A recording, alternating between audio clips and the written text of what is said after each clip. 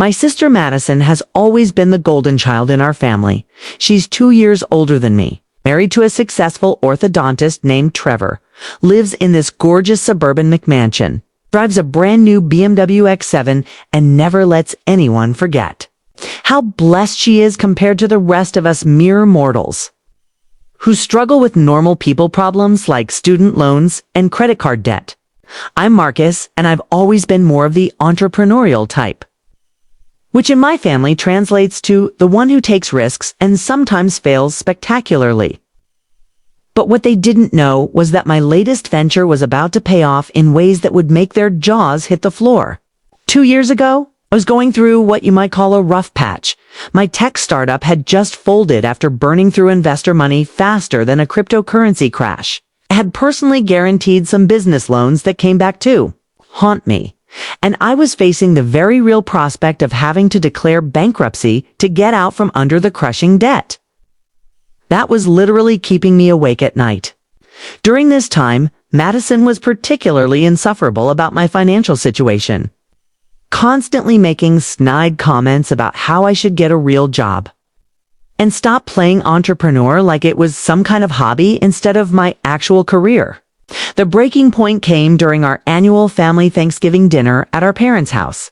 You know the kind, where everyone pretends to get along for a few hours while passive-aggressively judging each other's life. Choices over turkey and stuffing. Madison had been drinking wine all afternoon and was feeling particularly bold. So when the conversation turned to holiday plans and I mentioned that I might skip the family Christmas trip to Aspen because money was tight, she decided to announce to the entire extended family, and I mean entire, like aunts, uncles, cousins, grandparents, the whole circus, that I was filing for bankruptcy and that everyone should probably not lend Marcus any money because he's obviously terrible with finances. The room went dead silent, and I felt every pair of eyes turn to stare at me like I was some kind of financial leper who might contaminate them with poor decision-making just by breathing the same air. My mom tried to change the subject, but the damage was done. Madison had successfully humiliated me in front of 23 family members, and she was sitting there with this smug little smile like she'd just won some kind of twisted sibling competition. I excused myself to the bathroom and spent 10 minutes staring at my reflection in the mirror, feeling a mixture of embarrassment, rage, and something else. A cold, calculating determination that I hadn't felt since my military days. See what?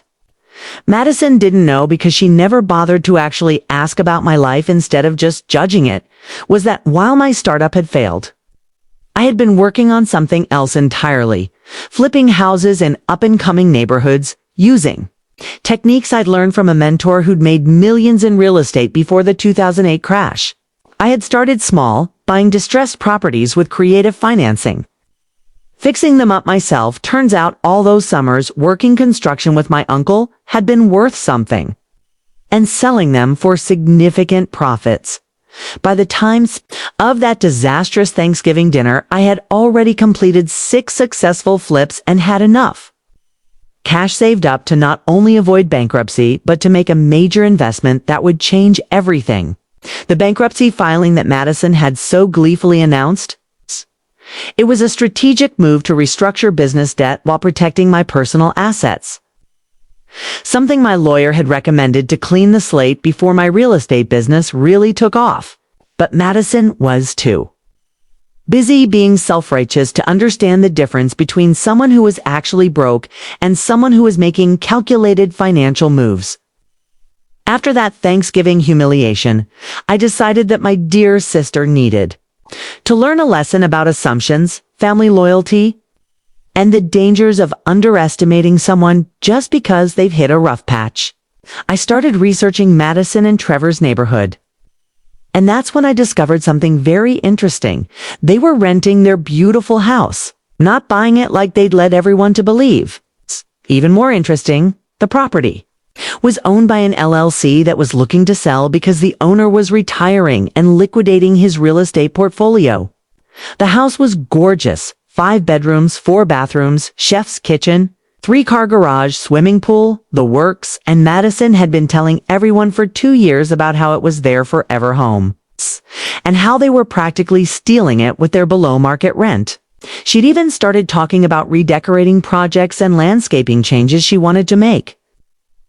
Completely convinced that she and Trevor would eventually buy it from their landlord when their lease was up.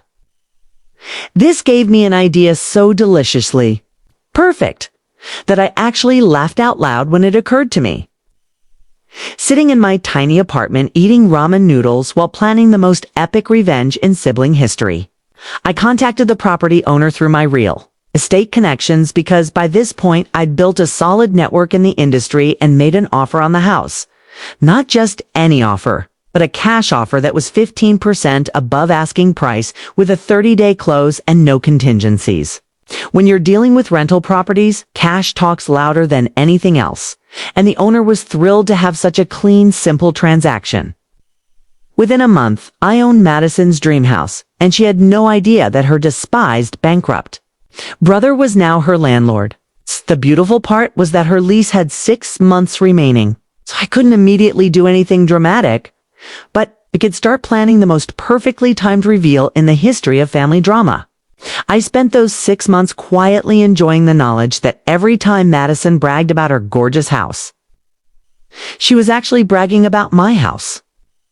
Every time she posted Instagram photos of herself by the pool or in the gourmet kitchen, she was essentially giving free advertising to my property.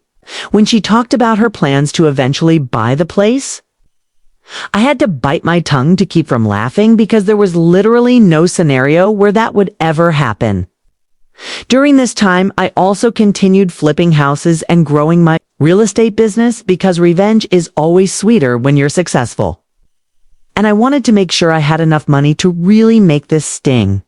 As the lease expiration approached, I had my property management company because successful real estate investors don't manage properties themselves. Send Madison and Trevor a letter informing them that the property had been sold to a new owner, who would not be renewing their lease. The letter was perfectly professional and gave them 60 days notice as required by law, along with information about their security deposit, return, and move-out procedures. Madison called our mom crying about how unfair it was that they were being kicked out of their dream home by some heartless investor who probably wanted to flip it for profit. If only she knew how right she was about the investor part, and how wrong she was about the heartless part. I had plenty of heart.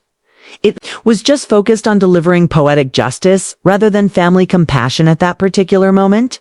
The next few weeks were filled with family phone calls about how stressed Madison was about finding a new place, how Trevor was furious about having to move during his busy season, and how unfair the whole situation was. My parents even asked if I could help them find a rental property since I'd gotten into real estate.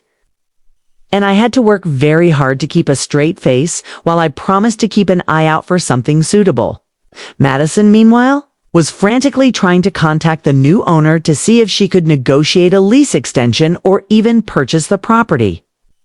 But my property management company stonewalled her with professional courtesy, explaining that the new owner was not interested in either option.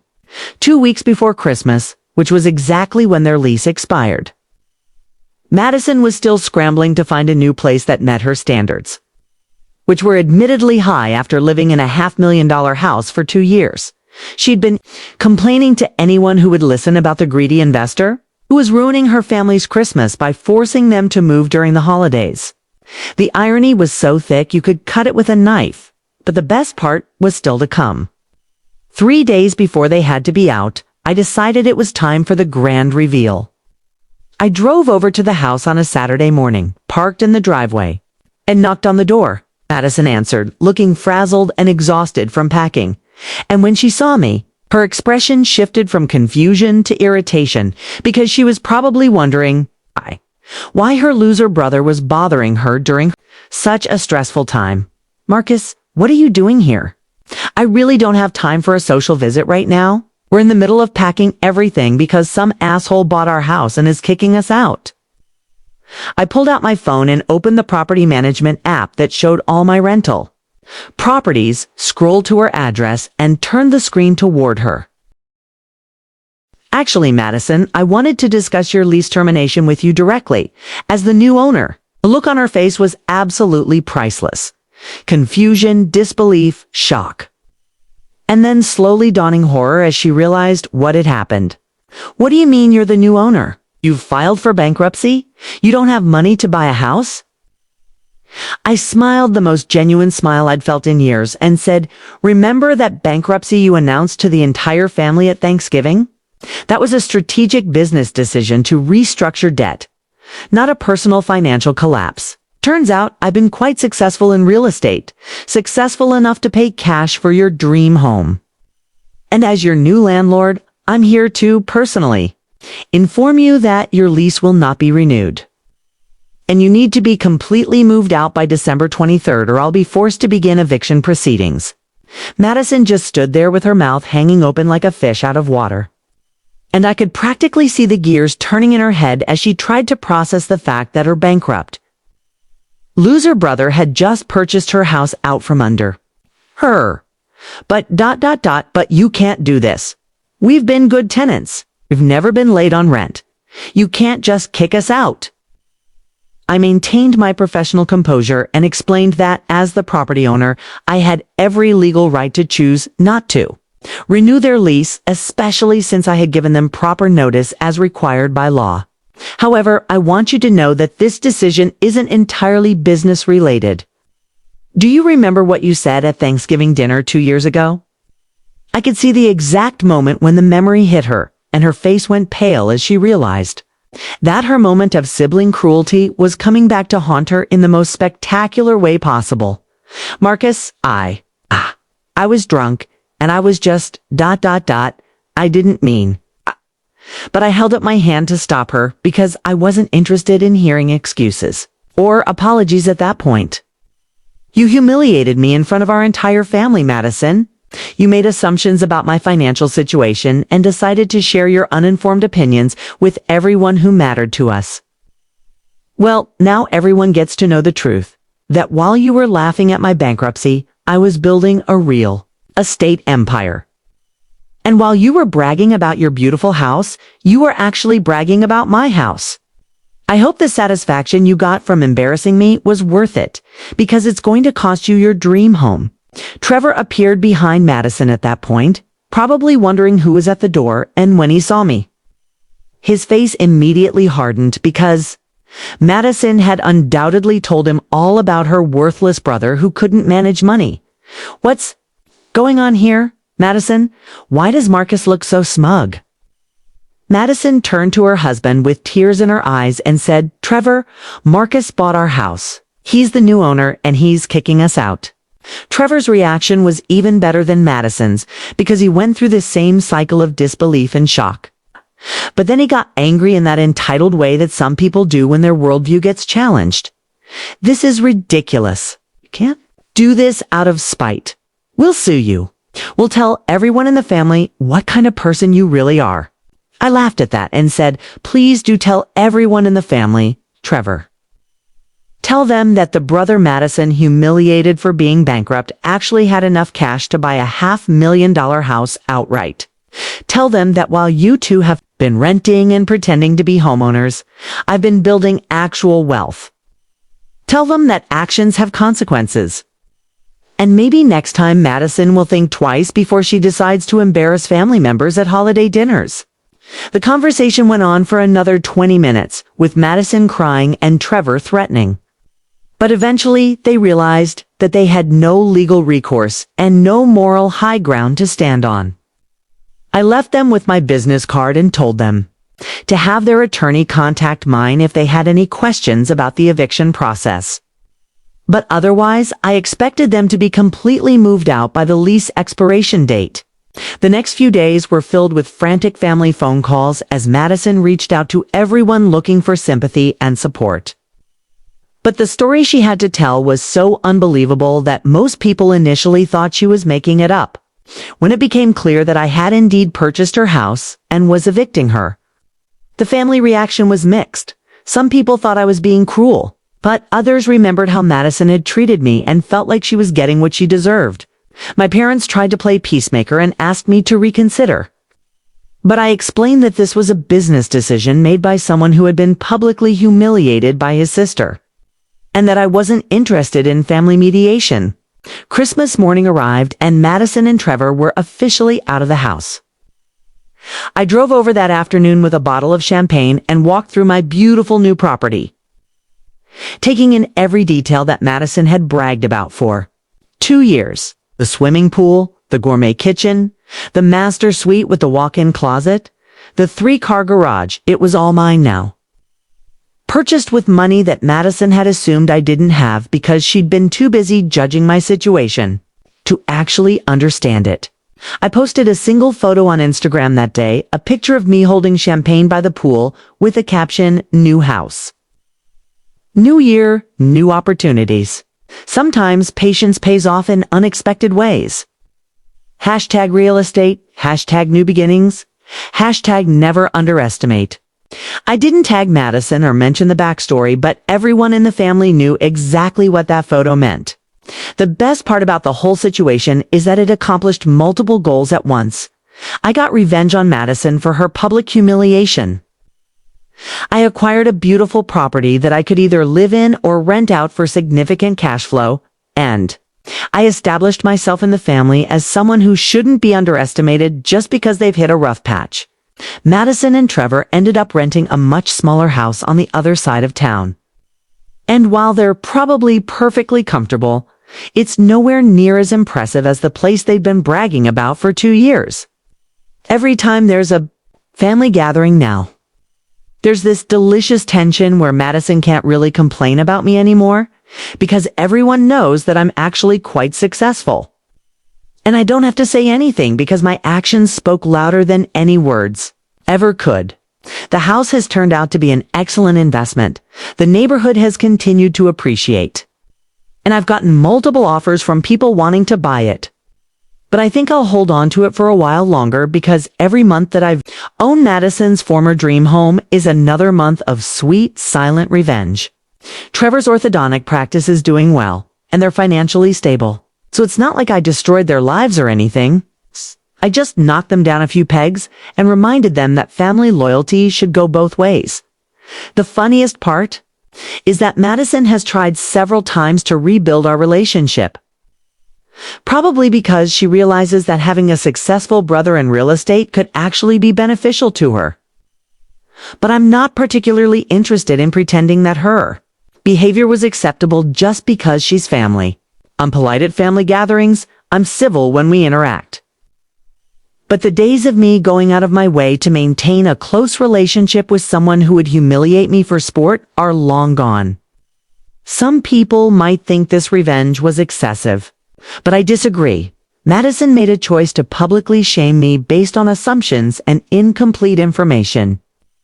And she did it at a time when I was already struggling with legitimate financial stress. The fact that her cruelty backfired so spectacularly isn't my fault. It's just karma working in real time. If she'd been supportive during my difficult period, or even just kept her mouth shut instead of making my private business into public entertainment, she'd still be living in her dream house and bragging about her successful life. Instead, she learned that actions have consequences. And sometimes those consequences take years to fully manifest, but are worth the wait when they detweet, when they finally arrive. So that's my story. How I went from being the bankrupt family failure to the real estate mogul who owned my sister's dream house. All because she couldn't resist the urge to kick someone when they were down. Sometimes the best revenge isn't getting mad. It's getting rich and then using that wealth to teach people lessons they'll never forget.